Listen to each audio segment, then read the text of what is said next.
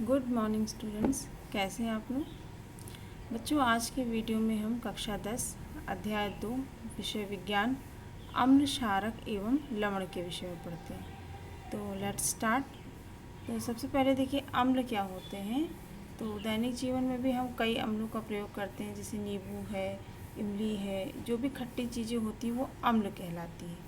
तो देखिए अम्ल वे पदार्थ होते हैं जो जलीय विलयन में H+ आयन देते हैं। मतलब यदि अम्ल को पानी में घोल दिया जाए, जल में घोला जाए, तो H+ मतलब प्रोटॉन आयन प्रदान करते हैं।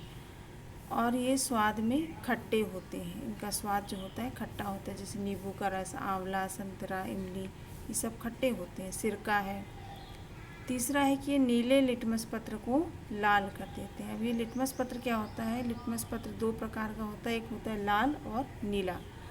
तो नीला वाला लिटमस पेपर को यदि अम्ल में डुबाया जाए तो वो उसको लाल रंग में परिवर्तित कर देता है। ये लिटमस पेपर का यूज़ जो है अम्ल और क्षार की पहचान करने के लिए किया जाता है। जैसे कुछ अम्लों के उदाहरण, जैसे अम्ल जो होते हैं दो प्रकार के होते हैं। एक तो होते हैं प्राकृतिक अम्ल जो प्रकृति में अपने आप पाए जाते हैं, और एक होते हैं संश्लेषित अम्ल। तो सबसे पहले देखते हैं प्राकृतिक अम्ल, जैसे कि सिरका।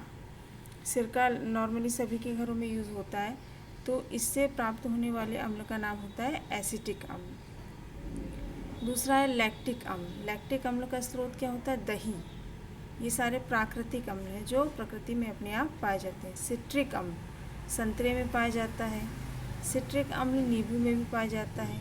इमली में पाए जाने वाले अम्ल का नाम है टार्टरिक अम्ल। मेथेनोइक अम्ल, चींटी का डंक। जैसे चींटी यदि हमें डंक मार देती है तो कुछ खुजली होने लगती है, जलन होने लगती है, तो वो इसी अम्ल के कारण होती है, क्योंकि चींटी के डंक में मेथेनोइक अम्ल होता है। जब वो हमें डंक मारती है तो यह मेथेनोइक अम्ल हमारी बॉडी में प्रवेश कर जाता है, इस वजह से उसमें जलन होने लगती है। अगर इसको दूर करना है तो अम्ल का विरोधी होता है क्षार। कोई हल्का क्षार युक्त पदार्थ जैसे नहाने का साबुन है या खाने का सोडा है, यदि उसको हम उस स्थान पर लगा लें तो हमें उससे राहत मिल जाएगी। अगला जैसे ऑक्जेलिक अम्ल जो टमाटर में पाया जाता है। नेटल का डंक मेथेनोइक। नेटल जो एक वनस्पति होती है जो ऐसे जंगली झाड़ी टाइप की होती है, कटीली झाड़ी होती है, उसको नेटल कहते हैं। हमारे आसपास के क्षेत्रों में भी मिल जाती है। तो उसमें जैसे खुजली वाला पेड़ होता है कि यदि उसको छू लो तो स्किन में खुजली होने लगती है, तो वो वही नेटल है। और खुजली का कारण होता है कि उसमें जो है छोटे छोटे कांटे निकले होते हैं, और उन कांटों में मेथेनोइक अम्ल होता है। जब ये कांटे हमारी बॉडी में चुभ जाते हैं तो ये अम्ल हमारी बॉडी में प्रवेश कर जाता है, जिसकी वजह से हमें खुजली होने लगती है। तो ये थे प्राकृतिक अम्ल जो प्रकृति में अपने आप पाए जाते हैं।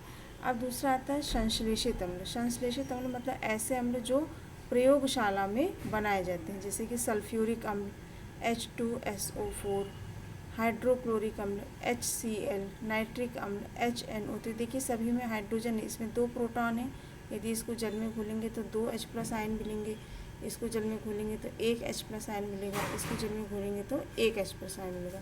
इस तरह ये सभी अम्ल हैं। अब इसके बाद आते हैं क्षारक।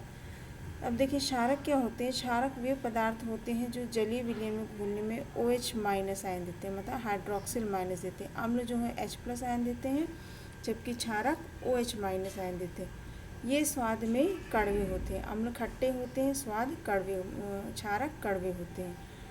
लाल लिटमस पत्र को नीला कर देते हैं। जो अम्ल हमने पढ़ा था वो नीले लिटमस को लाल करते हैं, जबकि क्षारक जो है लाल लिटमस पत्र को नीला कर देते हैं। जैसे क्षारक के उदाहरण देखें तो NaOH, सोडियम हाइड्रोक्साइड, देखिए इसमें भी OH आयन है। KOH, इसमें भी OH आयन है। अगर इसको जल में घोलेंगे तो K+ और OH- बनेगा। AlOH3, इसमें भी 3 OH- आयन है। साबुन भी एक क्षारक है। तो ये सभी हो गए क्षारक के एग्जाम्पल्स। अब इसके बाद आता है क्षार। क्षारक से ही क्षार होते हैं। ऐसे क्षारक जो जल में घुल जाते हैं, मतलब सभी क्षारक जल में घुलनशील नहीं होते, लेकिन जल में घुलनशील क्षारकों को क्षार कहते हैं। ठीक है। और इनके गुण क्या होते हैं? ये भी क्षारक की तरह स्वाद में कड़वे होते हैं, छूने में साबुन जैसे चिकने लगते हैं, संक्षारक होते हैं, मतलब जो संक्षारण हमने पिछले चैप्टर में पढ़ा था, जैसे लोहे में जंग लगना या रंग उड़ जाना, ये सब संक्षारण का गुण कहलाते हैं। ये संक्षारक होते हैं। जल में घुलकर OH- आयन देते हैं। स्पष्ट है कि क्षारक से बने हैं तो OH- आयन देंगे। लाल लिटमस पत्र को नीला, मतलब ये क्षारक जैसे गुण वाला लिटमस को नीला कर देता है, तो वही गुण इसमें भी है, ये लाल लिटमस को नीला कर देता है। फिनाफ्थिलीन एक सूचक होता है, उसको वो गुलाबी कर देता है। अभी तक हमने पढ़ लिया अम्ल, क्षारक और क्षार। अब इसके बाद आता है सूचक। देखिए, कुछ पदार्थ ऐसे होते हैं जो विलयन में अम्ल और क्षार की उपस्थिति को रंग द्वारा परिवर्तित या गंध द्वारा परिवर्तन द्वारा सूचित करते हैं, इन्हें सूचक कहलाते हैं। मतलब कोई पदार्थ अम्ल है या क्षार है, तो कुछ उसकी जांच करने के लिए कुछ पदार्थ होते हैं जो उनमें घुलकर अम्ल में अलग रंग या क्षार में अलग रंग या अम्ल में अलग गंध या क्षार में अलग गंध के द्वारा उनकी पहचान करवाते हैं, तो उन्हें सूचक कहते हैं। सूचक भी 3 प्रकार के होते हैं, प्राकृतिक सूचक, संश्लेषित सूचक और गंधीय सूचक। तो सबसे पहले देखिए प्राकृतिक सूचक, वे सूचक जो पौधों से प्राप्त होते हैं प्राकृतिक सूचक कहलाते हैं। ठीक है, जो पौधों से प्राप्त होने वाले सूचक होते हैं प्राकृतिक सूचक होते हैं। जैसे कि पहला उदाहरण है लिटमस। लिटमस पेपर जो होता है वो भी 2 प्रकार का होता है, लाल और नीला। ठीक है, लाल लिटमस जो है क्षार में डुबाने पर नीला हो जाता है, मतलब क्षार की पहचान के लिए कौन सा लिटमस यूज़ करते हैं, लाल वाला।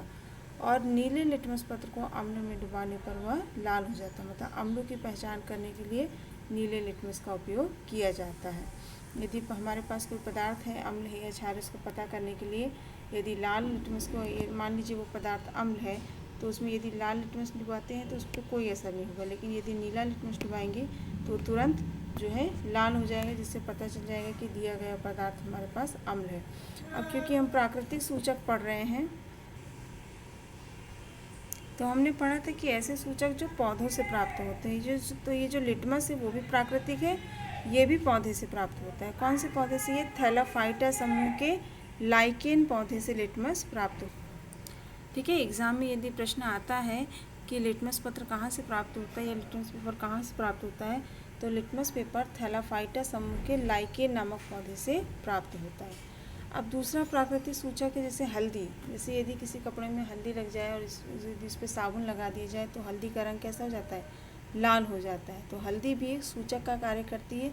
जो अम्लीय माध्यम है तो उसका पीला रंग ही रहता है। यदि अम्ल है, यदि कोई अम्ल है उसमें हल्दी डाला जाए तो वो पीली ही रहेगी, लेकिन यदि कोई क्षार है उसमें हल्दी डाल दी जाए तो वो लाल रंग की हो जाती है। मतलब यदि किसी पदार्थ में हल्दी डालने पर वो हल्दी का रंग लाल हो जाता है तो इसका मतलब है कि वो पदार्थ क्षार है। तो इस तरह ये हो गए थे प्राकृतिक सूचक। अब इसके बाद आता है कृत्रिम सूचक। देखिए, वे सूचक जो रसायन द्वारा बनाए जाते हैं कृत्रिम सूचक कहलाते हैं। ठीक है, मतलब जो प्रयोगशाला में बनाए जाते हैं वे कृत्रिम सूचक कहलाते हैं। जैसे फिनाल्फथलीन, ये एक लिक्विड होता है, ये वैसे अम्ल में ये बिल्कुल पानी की तरह की कलर का होता है, लेकिन जैसे ही क्षार के संपर्क में आता है तो इसका रंग गुलाबी हो जाता है। मतलब अगर कोई क्षार है उसमें यदि हम फिनाल्फथलीन की बूंदी डालें तो वो गुलाबी हो जाती है, जिससे पता चल जाता है कि दिया गया पदार्थ क्षार है। इसी तरह दूसरा है मेथिल ऑरेंज, ये अम्ल की पहचान के लिए होता है और ये वैसे तो हल्का पीला रंग का होता है, लेकिन जैसे ये अम्ल के संपर्क में आता है तो ये लाल रंग का हो जाता है। तो ये थे कृत्रिम सूचक। अगला आता है गंधीय सूचक। मतलब कुछ सूचक ऐसे होते हैं जिनकी गंध अम्लीय या क्षारीय माध्यम में बदल जाती है, जिनको गंधीय सूचक कहते हैं। जैसे कि प्याज का रस, जो अगर प्याज को बारीक बारीक काट दें तो यदि उसको अम्ल में डालेंगे तो उसकी गंध जो है और ज़्यादा बढ़ जाती है। तो इससे पता चलता है कि दिया गया पदार्थ अम्ल है, और क्षारक में इसकी गंध में कोई गंध नहीं आती। वनीला, जो केक में जो खुशबू के लिए डालते हैं, यदि अम्ल में मिला दिया जाए तो उसकी खुशबू वैसी ही रहेगी, मतलब गंध में कोई परिवर्तन नहीं आएगा। लेकिन यदि क्षारक में उसके मिला दिया जाए तो वनीला की गंध खत्म हो जाती है। तो पता चल जाता है कि ये पदार्थ क्षार है। यदि किसी पदार्थ में वनीला डालने पर उसकी गंध खत्म हो गई तो पता चल जाता है कि दिया गया पदार्थ क्षार है। इसी तरह लौंग का तेल है, अम्ल में तो इसकी गंध वैसी रहती है जैसे कि नॉर्मली होती है लौंग के तेल की, लेकिन यदि क्षार में डाला जाए तो इस लौंग के तेल की गंध भी समाप्त हो जाती है। तो इस तरह गंध द्वारा पता चलता है कि दिया गया पदार्थ अम्ल है कि क्षार है, तो ये गंधीय सूचक कहलाते हैं। तो ये आज का वीडियो यहीं समाप्त होता है। अगले वीडियो में हम अम्ल क्षारकों के रासायनिक गुणों के बारे में पढ़ेंगे।